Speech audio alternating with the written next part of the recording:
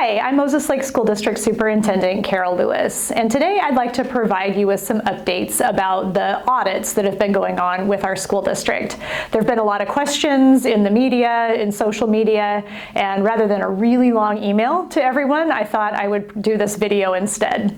So here we go. School districts typically are subject to two different kinds of audits. One is a federal financial audit, and that is typically done yearly for a school district. And so I want to talk about that first because those are the audits that we've been hearing about recently in the news. So what those do is they provide this independent opinion about whether or not the school district used its local, state, and federal funds correctly. And then it also goes in and verifies that the money was spent according to federal laws when it's federal money. And so just as a reminder, locally our funding is about 7% of our total general funding is from local dollars. And then about 85% of our total general budget is from state funding. So that's by far, of course, the very largest source. And then about 7% again comes from federal sources. So again, with that federal financial yearly audit, they come in and they verify some generalized things, and then they also pick a couple of federal programs, 2 or 3 usually, to do a really deep audit of. Then there's an accountability audit, and that one is the one that I would say is the most similar to what we've been terming a forensic audit in Moses Lake, and I know a lot of you have heard about the idea of a forensic audit, and there's been a lot of debate about whether or not Moses Lake School District needs a forensic audit, and we did a big survey last fall, and ultimately our board decided that we didn't need a forensic audit because we had this accountability audit that was going to happen from our state auditor's office. So what that one does is looks at whether public funds and assets are protected and accounted for, and that the government, so the school district is a government, is following all of its own policies as well as laws and regulations that exist outside of the government agency. So here's what has been going on with the federal financial yearly audits. In May of 2024, and if you recall, that's when we had experienced that double levy failure, as well as discovered a pretty big set of financial errors that put our district in a really precarious financial situation. So at that time, the state auditor's office called me. I had just been named the acting superintendent at that time. It'd probably been 2 or 3 days into it, and what the state auditor's office recommended was stopping the audit that was currently going on of the 22-23 school year. These are always a year out, so the auditors are always looking at least 1 year back. So an audit that's occurring now is going to be about at least 1 or even 2 years back in the timeline of, and I'm going to show a timeline in just a minute.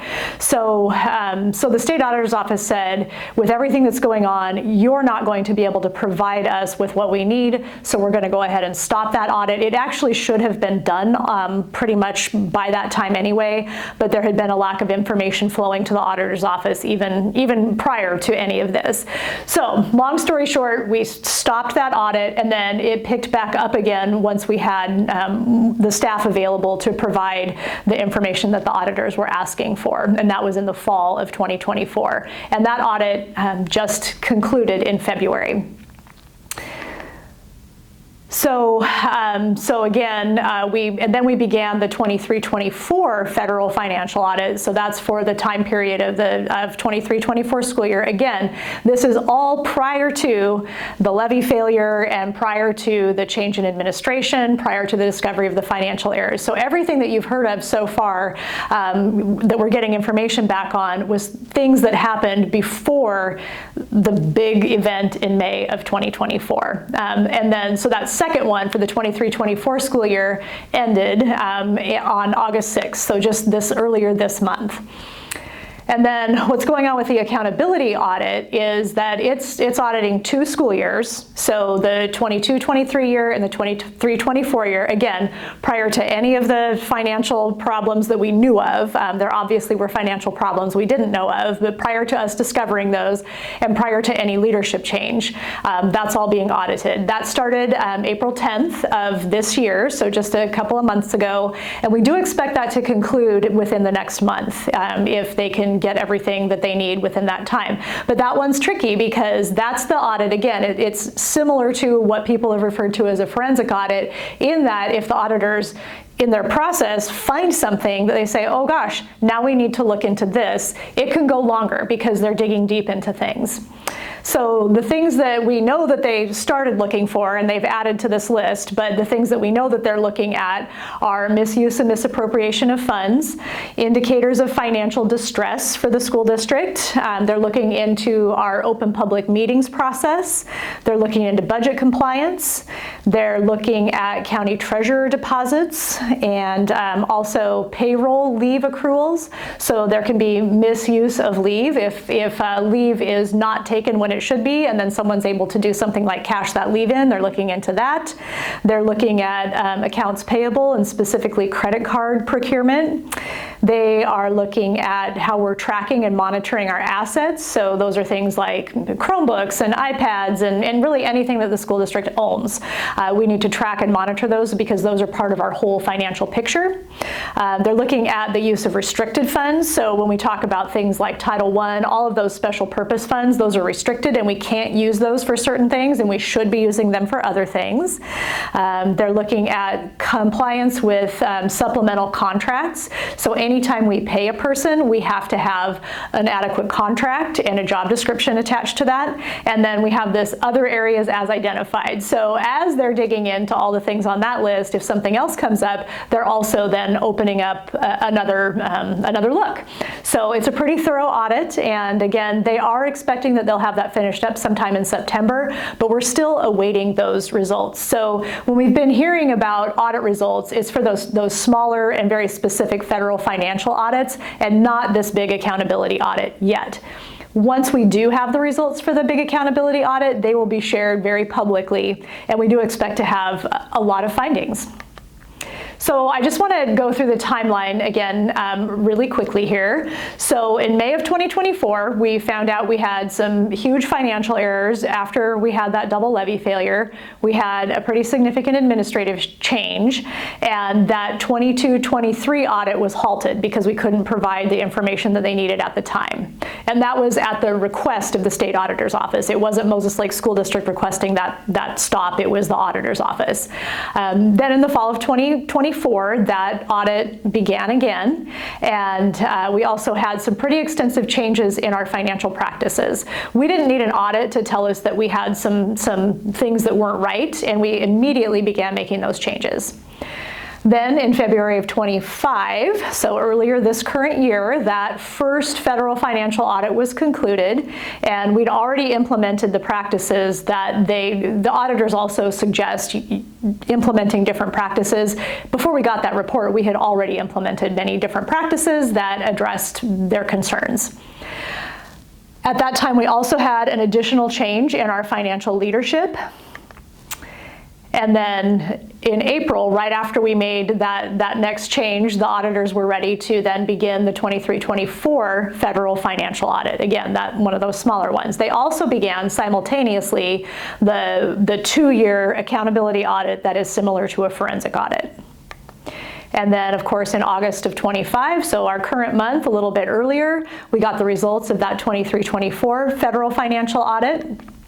And we expect sometime in the fall to have the accountability audit results as well.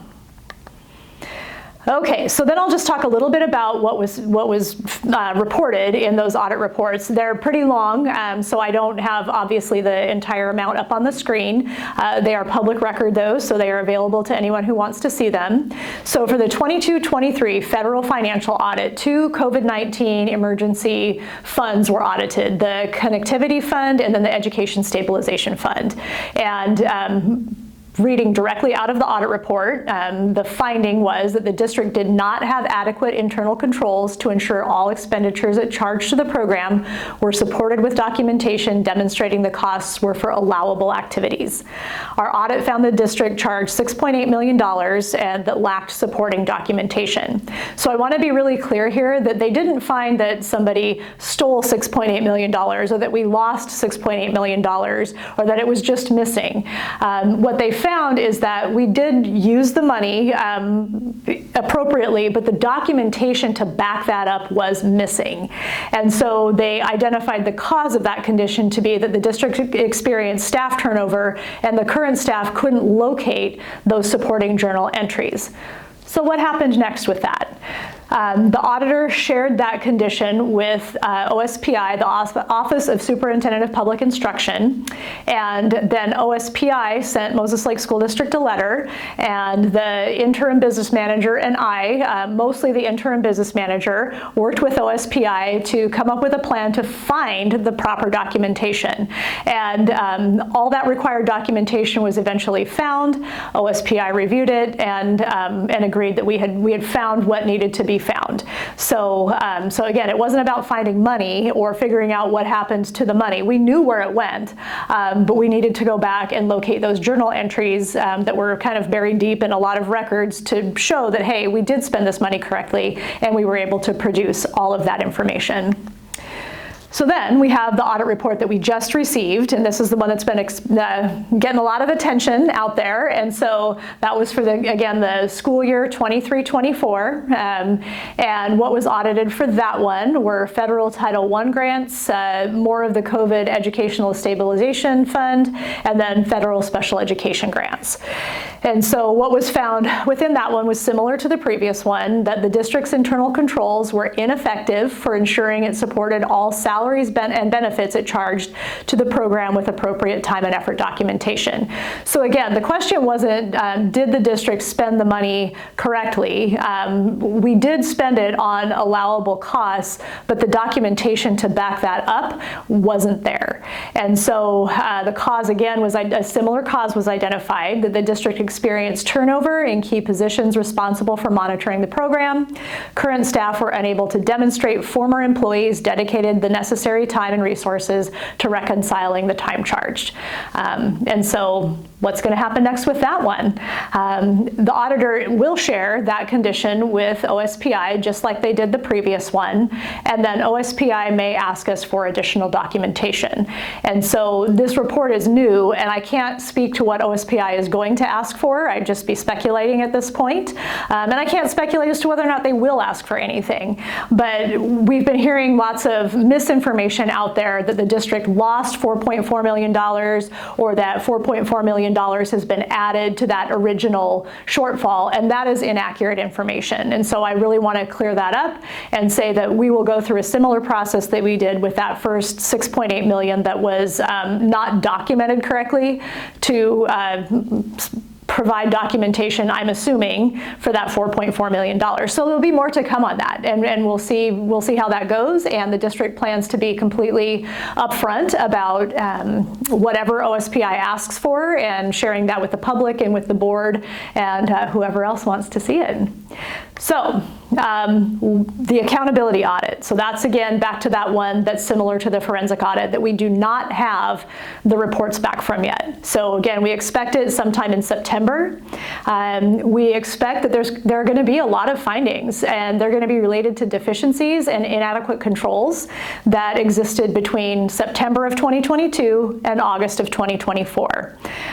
We have already corrected all known deficiencies in that way. We don't expect any surprises from this audit, and again, we're going to be completely transparent and share exactly what deficiencies were identified and also what we have already done to make those corrections. And if there are additional corrections we need to make, we'll certainly share what we're going to do and what the timeline is for that. So again, I'm not going to read through this list again, but I stated earlier all of those things that are being looked into, and we do expect to find issues with most of those areas.